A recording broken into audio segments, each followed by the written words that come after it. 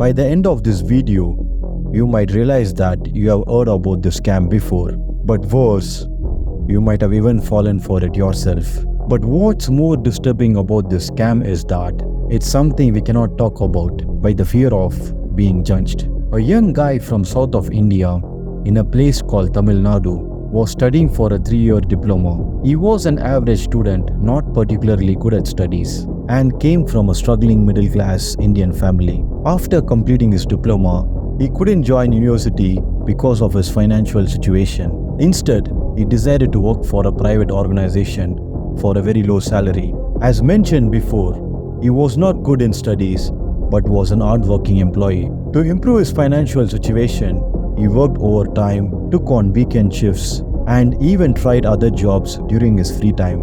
Unfortunately, nothing seems to improve his way of living. That's when he got an idea of searching a job in abroad to earn some quick money and returned home to start a business to settle down. Based on his current skills, he applied jobs related to IT. That's when he was introduced to a local job agency through a friend. This agency was recruiting people with computer skills to work for a company in Thailand. He was immediately shortlisted for the interview. The interview was in Dubai and all expenses including his flight, airport travel and hotel stay were covered by the agency. The guy was very happy and shared this joyful news with the entire family, friends and neighbors. He began packing his bags and left for the airport, traveling all the way from India to Dubai. Once he reached Dubai, there were people waiting for him to pick him up from the airport and take him to the company where the interview was held. He even cracked the interview. Now the guy is overwhelmed with joy. Getting a job in a foreign country, especially in an IT company, he was running flashbacks on how his life is going to change after this moment. Overall, he was happy with the entire interview process as well. But one thing he noticed as he recalled the entire interview process is that how easy it had been. Right from getting shortlisted for the interview to the interview itself. They just asked him how to turn on the computer and type some text in Word document. He knew very well how difficult it is to get jobs in abroad, especially in IT companies. But once he saw the salary details, all of his doubts from his mind went off. The next step was to travel to Thailand for his work location. The company booked his flight tickets and he traveled to Thailand the next day. Once he landed in Thailand, after completing the immigration process at the airport, there was a car waiting for him outside. He got into the car and began traveling from Bangkok. For the next 7-8 hours, the car traveled without stopping anywhere. It passed through cities and towns and eventually entered a thick forest. After reaching a riverside, the car finally stopped. At this point, the guy had no idea where he was. There was no network in his mobile either. The driver asked him to get into the small boat that was waiting for him, and he crossed the river in that boat. Again, there was a car waiting, which traveled for a few more hours. Finally, he reached the place where the office was located. He got out of the car and looked around. The office looked like an old building in the middle of a thick forest. As he entered the office, he saw a well-built man over 6 feet tall, standing like bouncers. He also noticed something weird and wrong. There were hands used to restrain employees, electric shock torture rooms inside the office, and could even hear people screaming in pain. Seeing the entire place and people, he stood in shock. He opened his phone and saw messages from his network provider welcoming him to Myanmar. Yes, he had traveled all the way from Thailand to Myanmar. This entire story might sound like a fictional narration, right? But the reality is that this is one of the deadliest scams in our current generation.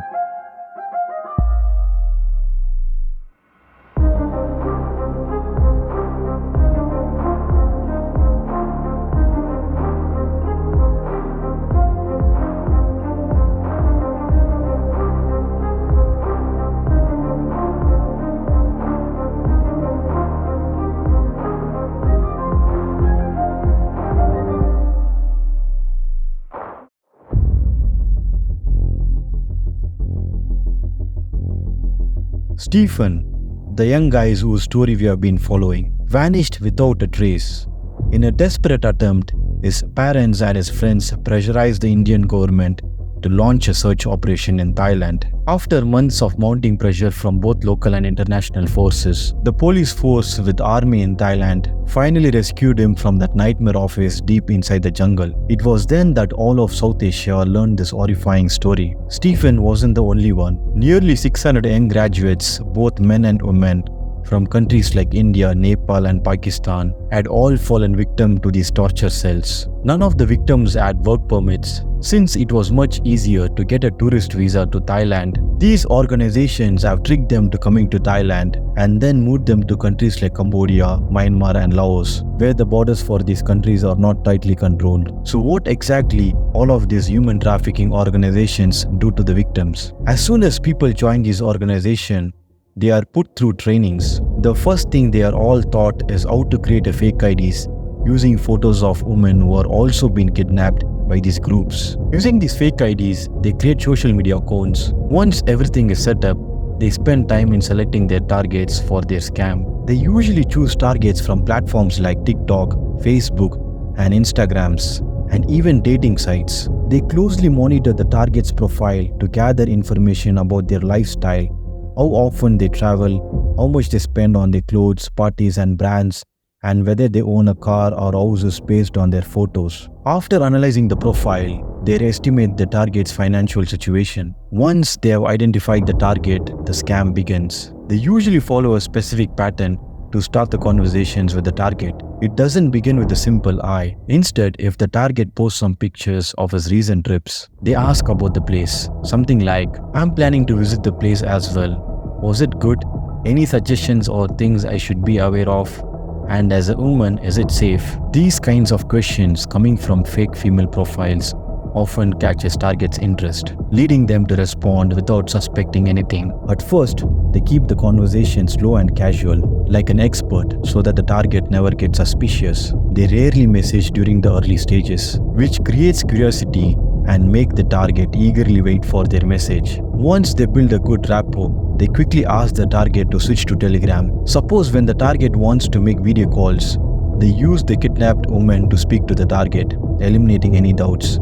All other chatting is done by the men who were also kidnapped. When analyzing these targets, they split them into two categories. If the target seems interested in business or making quick money, these fake profiles present themselves as successful businesswomen and portray their wealth as if it came from smart investment in stocks and cryptocurrency. They slowly convince the target in, suggesting that he could also make quick money by investing. They even share fake screenshots showing huge profits made in short times. Once the target starts to believe them and trust them to deposit money, they extract as much money or property as possible, then disappear without a trace. In second category, where desperate men seeking female attentions are usually the targets, the scammer initiates the video call. In this case, the kidnapped female slowly starts taking her clothes off and encourages the men to do the same. Meanwhile, everything is recorded in the background. Once enough footage is captured, the victim is threatened to release of his videos to all of his social media contacts unless they pay some ransom, often demanding large sum of money or bitcoins.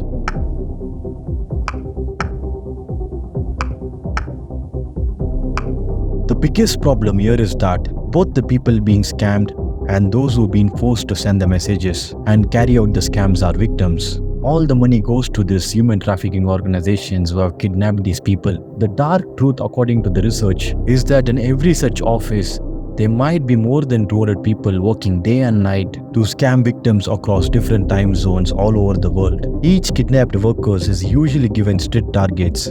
For instance, they are forced to find at least 3 to 4 targets in a single day.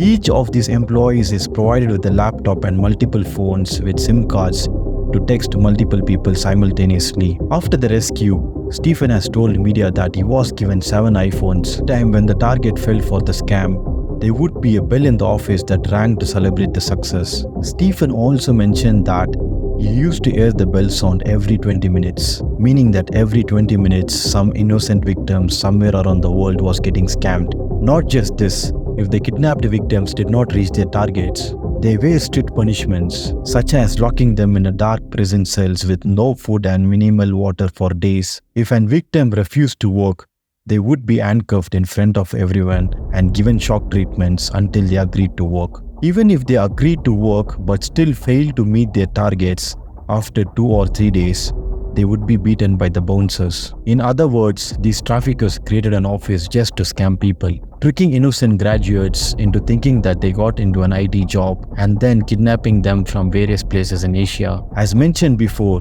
these agencies operate in multiple cities across Asia. Till late, it has been recorded that the Indian government alone has identified 6 to 7 such organizations operating in Thailand with the help of the police force and army of Thailand. Up until this year, it has been estimated that close to 100,000 registered cases involve people of getting tortured due to these scams, leading to loss of millions of dollars across the world. Even now, many people who have went abroad in search of jobs has never returned, suggesting they might still be in organizations like these operating successfully, scamming people every single day. According to an article, it might be close to 25,000 young graduates who have been kidnapped to do these kind of jobs. This isn't a confirmed number, it's just an estimate. The figure is based on how many people aged 20 to 30 have traveled to South Asian countries on tourist visa and never returned home. As discussed earlier, rescuing these individuals from the middle of a dense jungle across 3 countries is nearly impossible.